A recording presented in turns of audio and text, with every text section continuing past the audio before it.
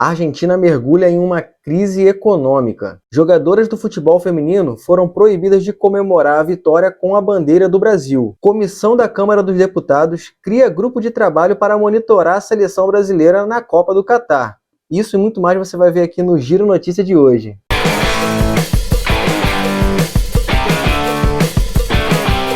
Olá meus amigos, sejam todos muito bem-vindos aqui ao canal De Tudo Um Pouco. Eu sou o Elton Carvalho e é muito bom ter vocês por aqui.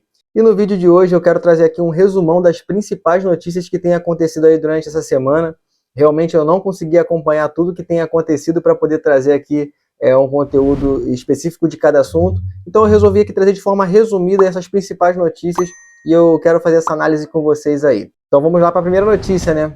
Em meio a uma série de protestos aí, né, os argentinos têm aí buscado uma forma de sair das situações em que eles acabaram se encontrando aí, né. Sobre o regime de governo aí de Alberto Fernandes, os argentinos têm experimentado aí uma inflação altíssima, né. É a maior inflação por lá em 30 anos.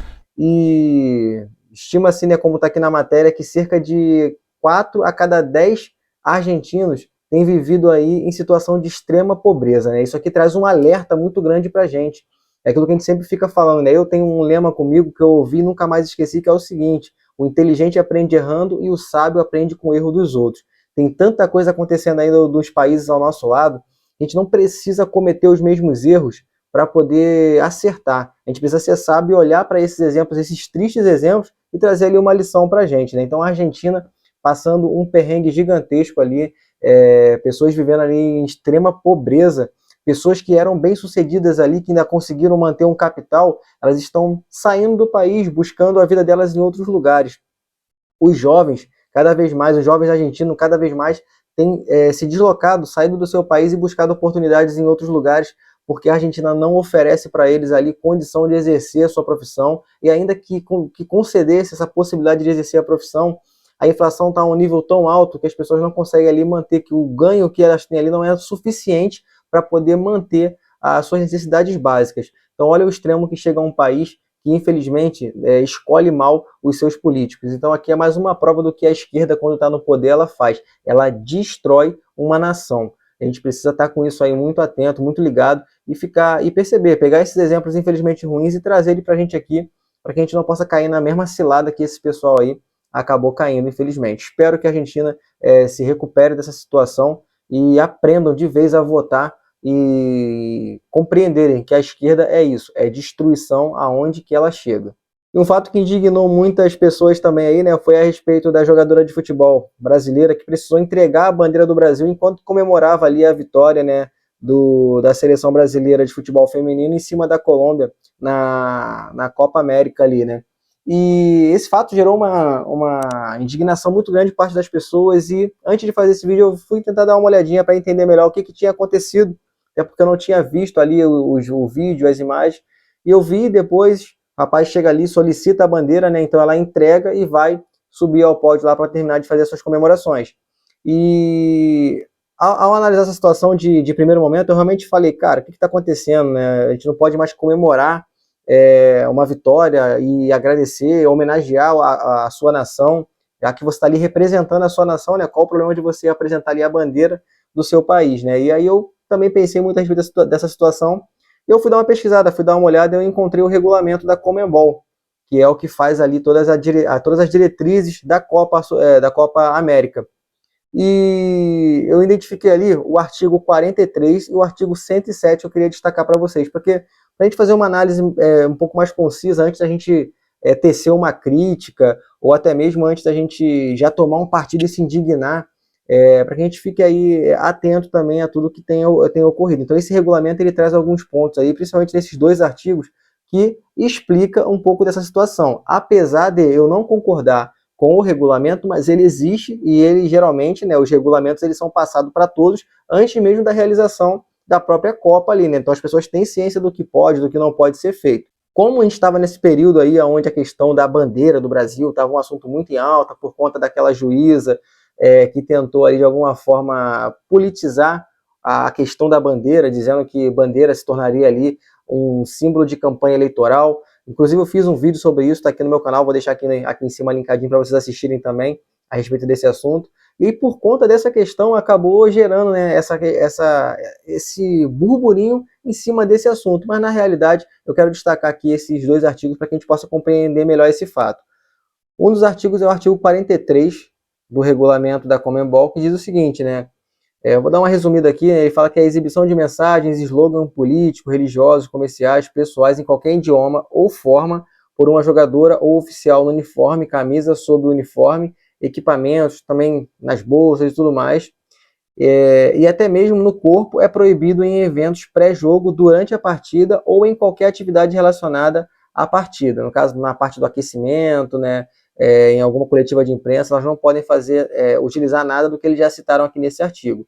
Inclusive, eles botam aqui mais abaixo, da mesma forma, é proibido o uso de bandeira de países nos atos protocolares de entrada de jogadores antes da partida. Ou seja, no regulamento já constava aí a proibição do uso de bandeiras. Aí a gente fica naquela questão, você concorda com o regulamento, discorda? Aí é um direito seu, porém, quem está no jogo, quem está ali envolvido na questão da Copa e que está regido por esse regulamento, recebeu previamente isso e agora não pode, tem que acatar aquilo que já foi pré-definido antecipadamente. E aí fica claro a questão de que não foi uma questão política, não tirou a bandeira do Brasil por conta de politicagem, não tem nada disso. Existia um regulamento que já proibia esse tipo de ato. Da mesma forma como foi uma jogadora do Brasil, levantando a bandeira do Brasil, se fosse da Colômbia ou se fosse de algum outro país, também teria a mesma sanção, visto que já estava no regulamento. Aí tem um parágrafo único aqui também do artigo 107, que diz o seguinte: é obrigatório o uso do uniforme oficial da delegação na cerimônia de premiação. Não será permitida a entrada de atletas na cerimônia com o torso nu, roupas que façam qualquer alusão comercial, portando bandeiras com alguma inscrição ou as bandeiras de seus países. Ou seja, pessoal, já estava bem lá embasado, né, a proibição do uso de bandeiras na Copa América ali da Colômbia. Então, assim, mais uma vez, você concorda, discorda? Eu acho isso aí realmente uma bobeira, porque como eu estou falando, como um país está jogando, ele está representando o seu país. Então, nada mais do que justo que na comemoração você levantar a bandeira do seu país e, por mim, tudo bem, eu acho que seria algo válido. Mas se no regulamento que foi previamente passado consta essa proibição e todo mundo acatou, então acho que agora não pode reclamar. Nossa próxima notícia aqui: a Câmara dos Deputados está querendo criar aí um grupo para poder acompanhar a seleção brasileira na Copa do Catar. Gente, isso aí é uma coisa que é muito complicada, né? A situação do Brasil está muito tranquila, está muito boa para esse pessoal começar a querer criar uma comissão para poder acompanhar a seleção brasileira, e com a alegação de que a imagem da seleção brasileira está muito prejudicada por conta do vexame lá do 7-1 contra a Alemanha na Copa passada, né? Aí eu acredito que o Brasil não tenha muita coisa para ser tratada, né? Que esse é um assunto que é total prioridade, né? Venhamos e convenhamos, né? Quem é que vai manter essa comissão aí? Quem é que vai manter esses parlamentares que vão estar aí, provavelmente vão estar acompanhando a seleção lá para o Catar, fazendo viagens, e qual o benefício que isso vai trazer para o nosso país em si? É isso que eu me pergunto, né? Os parlamentares, eles estão ali para representar a vontade do povo, eles foram eleitos para representar a vontade do povo. Será que é a vontade do povo que esse pessoal fique viajando para cima e para baixo, curtindo Copa do Mundo com o nosso dinheiro? E é um absurdo essas coisas que esse pessoal faz, e é por isso que é muito importante, vou reforçar aqui mais uma vez, preste muita atenção nas pessoas que você vai estar colocando para representar você nesses locais, nas casas parlamentares, porque é esse tipo de gente que quando entra lá muitas das vezes esquece tudo aquilo que prometeu para você. Então você tem que ter atenção ao votar, porque já ganham muito bem, tem uma série de regalias e ainda ficam aí querendo criar comissões para poder viajar e gastar o dinheiro público de maneira aí totalmente sem nenhum benefício para a nossa nação. Então vamos ficar atentos em relação a isso aí para não dar mole para essa rapaziada. E para a gente encerrar aqui o nosso giro de notícias, né, vamos fechar com uma notícia pelo menos boa aí, né, dessa vez, né? A Câmara dos Deputados aprovou aí o projeto de lei que acaba com as saidinhas temporárias aí de presídio, né? Aquelas saidinhas absurdas que colocam pessoas aí que realmente têm um grau de periculosidade, caso contrário não estariam presas, né? De volta nas ruas. E isso era, na verdade, um escárnio com a sociedade, né? Pessoas que muitas vezes foram ali, tiveram bens roubados, ou até mesmo pessoas ali que foram mortas por esses bandidos que estão lá. Depois ainda ver os familiares terem que ver essas pessoas sendo liberadas em datas comemorativas, né? Esse absurdo é tão grande que a gente vê notícias como essa daqui, ó. Condenado por matar a filha, Nardoni tem saidinha liberada para o Dia dos Pais. Como é que pode? Um monstro desse que matou a própria filha, ele vai sair para comemorar o quê? Dia dos Pais, se ele mesmo matou a própria filha. E a nossa justiça permite esse cara estar na rua. São notícias absurdas que me revoltaram quando, na época que isso aconteceu. Essa notícia é de 2019. E até hoje, quando eu leio isso aqui, me causa uma certa revolta. Um outro caso aqui, Suzane von Richthofen, né, deixa o presídio em Tremembé para saidinha temporário, Dia das Mães. Só lembrando, tá? Essa mulher foi a mulher que matou os próprios pais em 2002. E como infelizmente o Brasil é meio que, em muitos casos, ele é o país dos absurdos, né? Esse caso da Suzane von Richthofen virou documentário, virou filme, e ainda ganharam muito dinheiro em cima desse absurdo aqui, dessa situação. Mas, moral da história, esse tipo de saidinha, esse tipo de benefício que existia, né, dava esse tipo de liberdade para essas pessoas. Era temporária, mas como está lá no própria motivação da PL, que mostrava o tanto de pessoas que acabavam não voltando. É bem óbvio, né? É bem óbvio que muitas das pessoas não vão voltar para os presídios, né? E aí todo o trabalho dos policiais que expuseram as suas vidas ali a risco de realmente de perder a sua vida para colocar esse tipo de pessoas na cadeia, acaba sendo jogado totalmente no lixo por conta dessas saidinhas. E aí essas pessoas voltam para as ruas novamente. Assim, são coisas que são totalmente, sei lá, é complicado, é difícil, falta palavras para definir o que a gente vê aí na justiça brasileira. Mas graças a Deus que essa lei aí, que essa PL foi aprovada e essas saidinhas aí, essa mamata desse pessoal vai acabar.